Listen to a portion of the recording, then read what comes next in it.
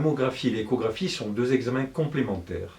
Je vais pouvoir détecter des microcalcifications avec la mammographie, mais ces microcalcifications, je ne les vois pas en échographie. C'est un problème de résolution, puisque c'est en angstrom que ça se mesure, et que l'angstrom n'est pas détecté ou n'est pas analysé par l'écho. Par contre, l'écho en complément va nous apporter une analyse anatomique précise du sein, lobe par lobe, en analysant les canaux, les lobules, toute la structure qui va produire le lait et qui va transporter le lait depuis les unités du taux terminal jusqu'au mamelon.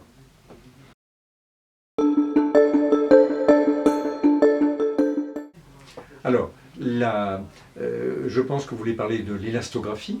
Tout à fait. Et à l'heure actuelle, dans mon exercice quotidien, je ne peux pas imaginer de faire une analyse du sein sans l'apport de l'élastographie.